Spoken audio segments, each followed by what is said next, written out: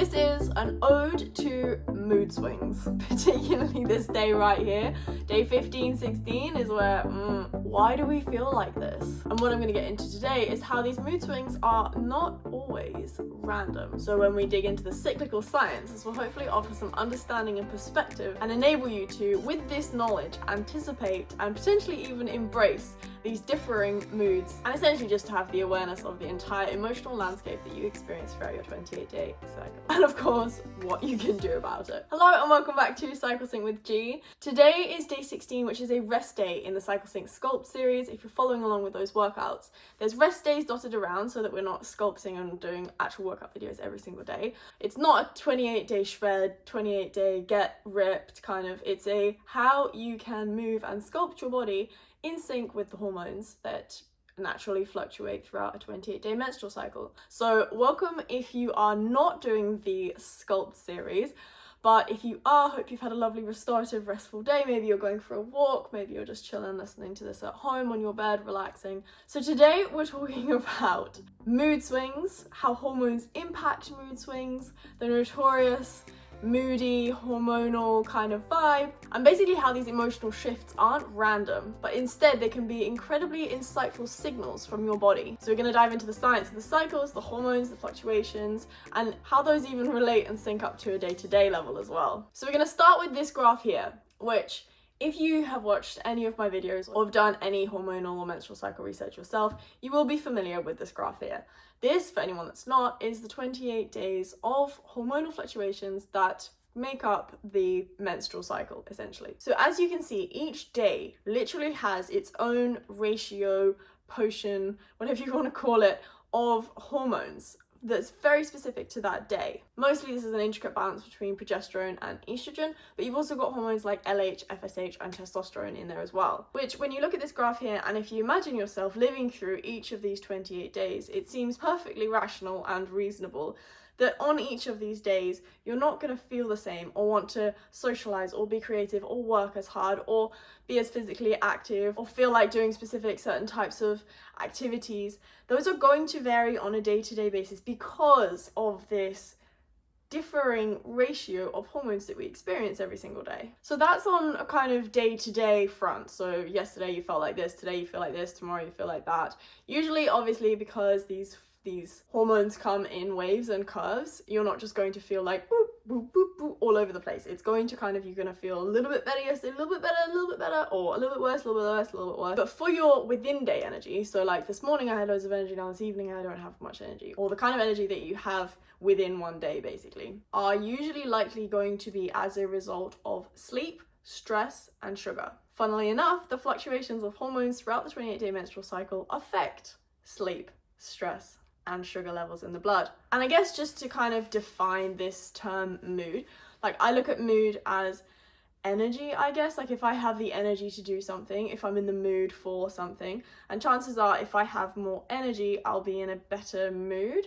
Or if I have, lots of physical energy, then I'll be in a good mood to exercise. As opposed to if I don't have lots of energy, I'll probably just feel in a more lower mood. So going back to those three things that are going to affect your mood and your energy: sleep, stress, and sugar. Let's start with sleep. Sleep is a highly researched, highly documented, there's lots and lots of research out there on how to, get the best sleep, how to optimize your sleep, REM cycles, circadian rhythms, all of that.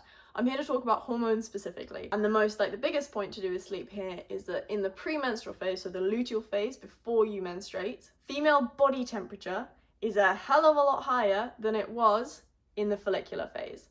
If you do know anything about sleep or you've done any sleep research, you'll know that temperature control of the room, let's say, of how, you might have heard that going to sleep cold is better for good quality sleep. So throw in the mix there that naturally women have a higher body temperature right before their period or in their luteal phase. How's that going to impact their sleep? But also waking up the next day when you just feel like you might have even had 7, 8, 9 hours of sleep, but the quality of that sleep is so much more different because of the body temperature. Let's just keeping it just on body temperature. The knock-on effects of poor sleep. The first one actually is hormone imbalance. Cravings, probably low mood and less energy, you're not feeling as sharp and awake. Quality sleep is essential for recovery, repair, growth, cognition, a lot of cranial and brain activity and growth and repair and all of that happens while you're sleeping. So chances are if you poor sleep, you're probably not going to feel as sharp, less mental clarity, potentially more cravings, we'll get onto sugar in a second,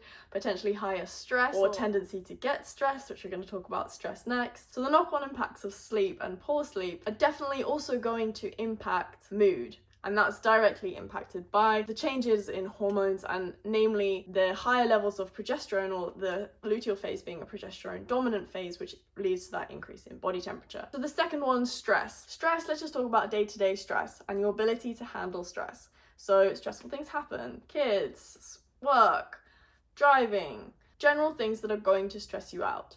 When you're tired, as I've mentioned, it's going to feel more stressful. Stress, we know, triggers the release of cortisol, which is the stress hormone. Elevated cortisol can in turn impact hormones, leading to hormone disruption, hormone imbalance, irregular or missed periods or delayed ovulation, also making PMS symptoms or PMDD symptoms much more severe. And the problem here is it's a vicious cycle, or a catch-22, or double-edged sword, or whatever the phrase is that you're likely to be more stressed due to less sleep, or blood sugar levels, which we'll talk about in a bit, or just the kind of inability to, a bit less with it potentially in the luteal phase.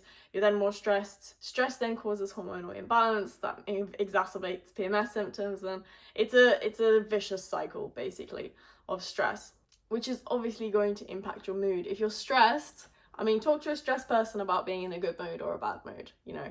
And the last factor that I mentioned that can impact your mood is going to be your sugar, your blood sugar regulation, and your glucose that is in your blood and being used at a given time. This is an interesting one, and one that I'm actually personally particularly very interested in. So there's a lot of glucose research coming out there, courtesy of just doing Glucose Goddess and that revolution thing, where we know that certain foods that are higher in sugar are more likely to spike your glucose, or the levels of glucose in your blood. Your body naturally produces another hormone called insulin, which basically shuttles all of those glucose molecules into your body to either be used or stored. So the efficiency of insulin to do its job also varies around the menstrual cycle. So in the follicular phase, you're much better at utilizing carbohydrates for energy, better at storing and utilizing. Basically, insulin is really doing its job well in the follicular phase.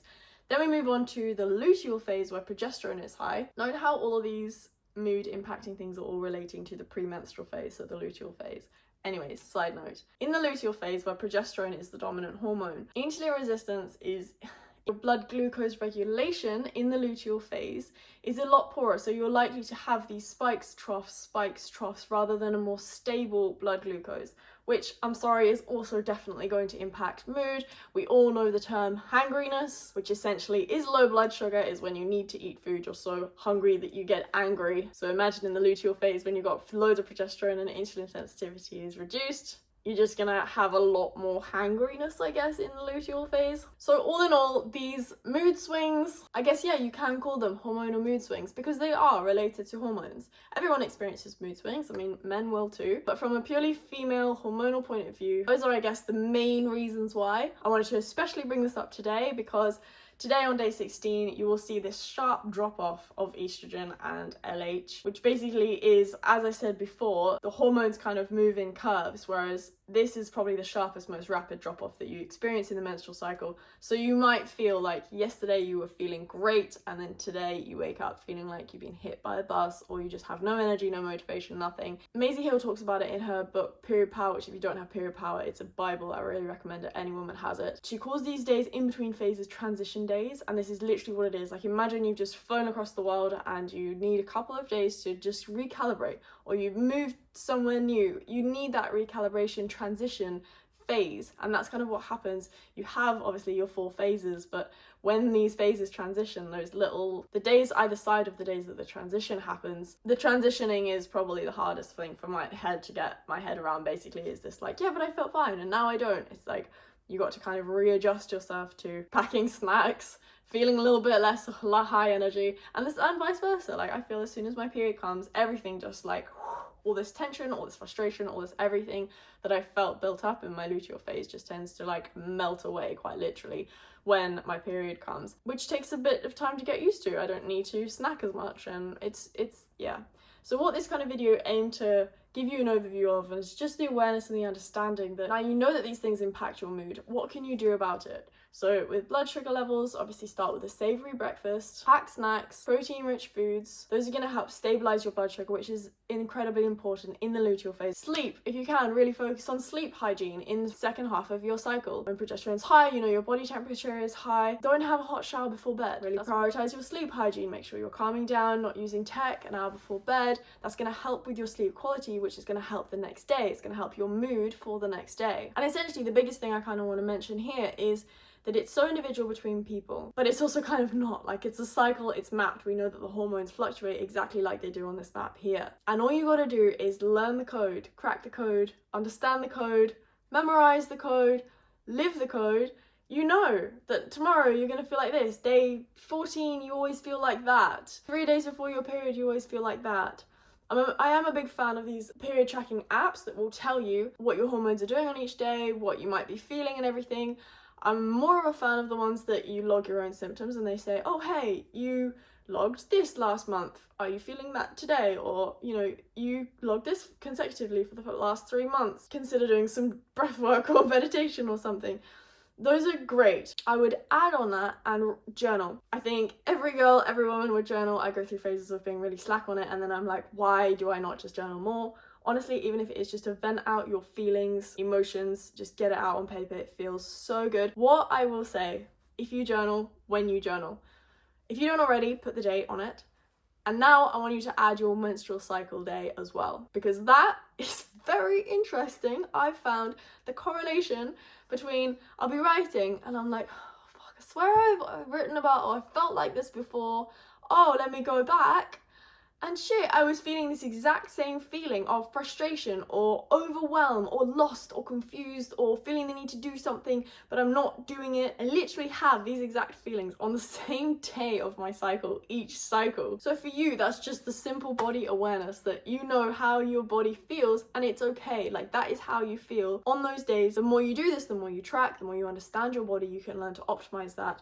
Okay, I know I always get frustrated and overwhelmed at this time of the month, and then if you're super organized and prepared, you can a few days before make yourself a nice spreadsheet or to-do list and have a plan so you don't feel overwhelmed, or you know you have this super crazy high energy that you need to go and do something and then you feel very frustrated and actually low energy when you don't go and use it. Book yourself in a dance class, a tennis lesson, a swim at the pool, go for a run. Like, make sure that that's in your calendar for those days where you feel like that. This is all self-learning, self-awareness, body awareness, cycle syncing, and that's essentially what it is. I'm simply providing you with the bare bones of what happens throughout your 28-day cycle. The rest is up to you. How do you actually feel on these days? So essentially this is a whole self-awareness journey more than it is I'm teaching you about hormones, because no one taught me that at school anyways.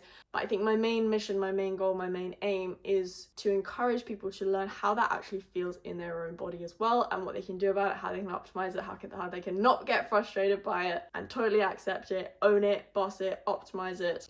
So anyway, this turned into a silver lining of how you can use those mood swings and learn those mood swings to get everything that you need done, hopefully not get too frustrated. And anyway, enjoy your rest of your day 16 if you're following the Cycle Sync Sculpt series. I'll see you tomorrow for day 17. If you're not doing the Sculpt series, or if you're a man or whatever, you can still do the workouts if you're a man. But either way, thank you so much for joining me today. I hope this was interesting. Find us on socials if you've got any questions, pop them in the comments, and I'll see you next time.